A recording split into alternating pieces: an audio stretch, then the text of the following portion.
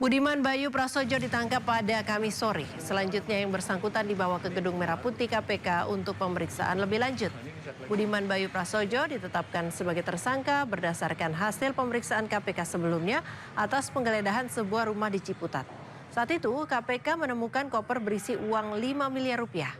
Sebelumnya KPK mengungkap barang KW atau palsu dan ilegal bisa masuk ke Indonesia karena kasus suap pegawai Direktorat Jenderal Bea Cukai Kementerian Keuangan.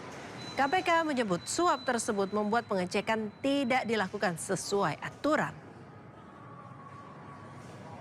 Ini KPK pada hari ini menetapkan tersangka baru yaitu saudara BPP dan kemudian tim melakukan penangkapan di mana BPP ditangkap di kantor pusat Ditjen Bea Cukai di wilayah Jakarta dan kemudian langsung dibawa ke gedung KPK Merah Putih.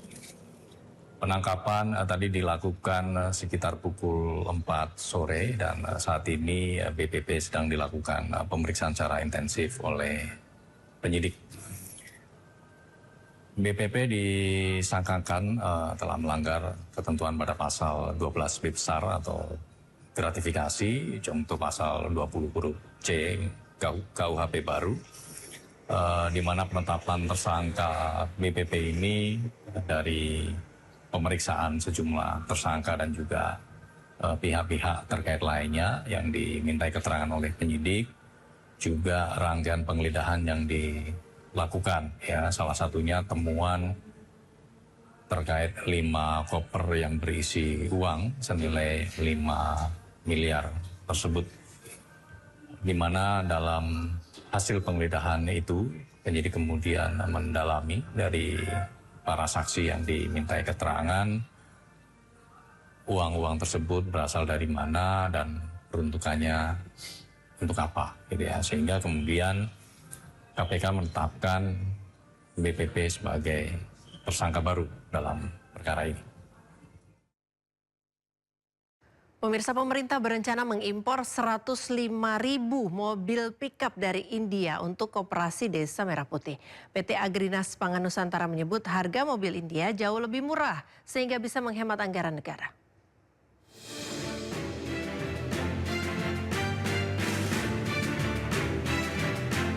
Pemerintah berencana mengimpor 105.000 unit mobil pick-up dari India. Mobil pick-up ini akan digunakan untuk kebutuhan Koperasi Desa Merah Putih. Direktur Utama PT Agrinas Pangan Nusantara mengungkap alasan dibalik membeli mobil pick-up dari luar negeri ketimbang buatan lokal. Menurutnya, keputusan impor diambil setelah negosiasi dengan sejumlah produsen otomotif dalam negeri yang tidak mencapai kesepakatan. Harga yang diperoleh dari India lebih murah sehingga bisa menghemat anggaran negara. Kalau untuk kegiatan ini kan saya sudah sampaikan di awal bahwa kami tanggal 23 Desember kami sudah berkontrak semua.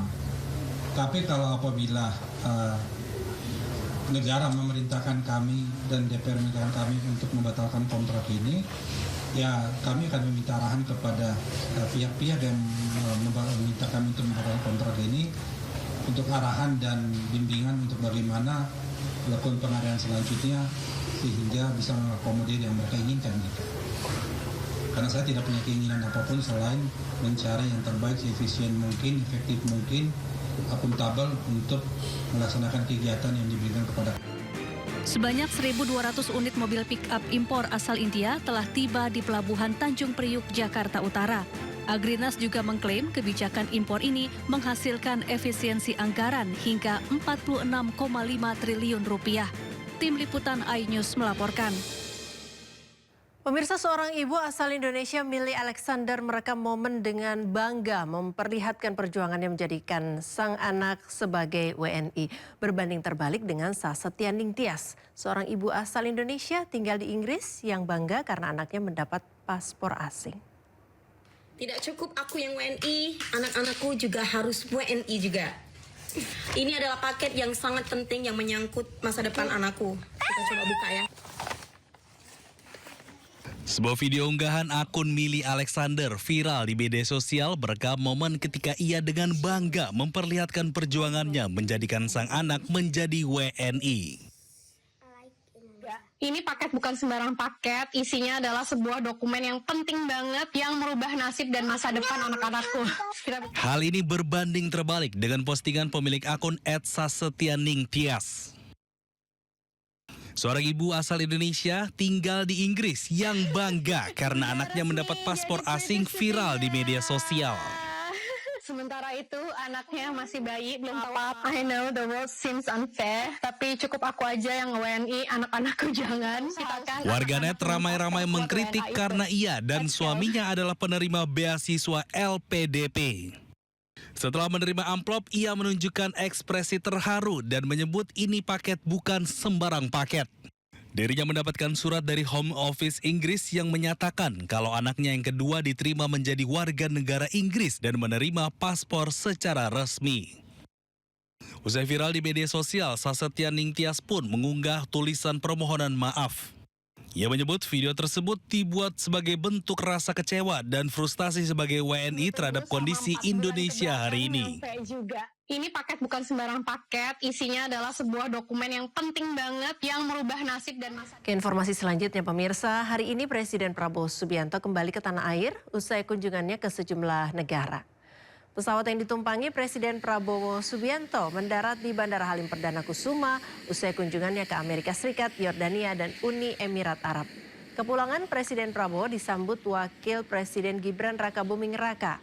Jajaran Kabinet Merah Putih ikut menyambut kedatangan Presiden Prabowo, diantaranya ada Menteri Pertahanan Syafri Syamsuddin, Kapolri Jenderal Listio Sigit Prabowo, dan Panglima TNI Jenderal Agus Subianto.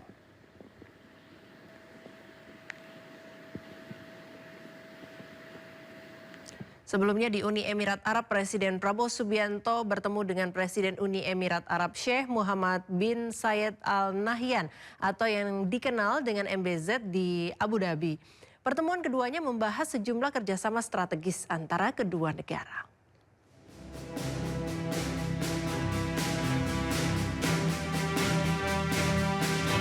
Pertemuan antara Presiden Prabowo dengan MBZ berlangsung di Qasar Al Bahar, Abu Dhabi, Uni Emirat Arab.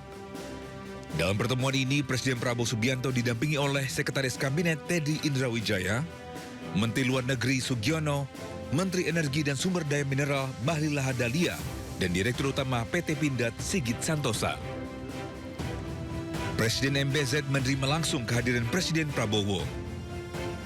Pertemuan keduanya berlangsung hangat. Kedua kepala negara ini sepakat untuk memperkuat kerjasama di bidang energi dan ekonomi masa depan. Tak hanya itu, Uni Emirat Arab pun ingin meningkatkan investasinya di Indonesia. Ibu Fandi Ramadan ABK si Dragon yang dituntut pidana mati menangis di Komisi 3 DPR RI. Informasinya sesaat lagi di Sindo Siang.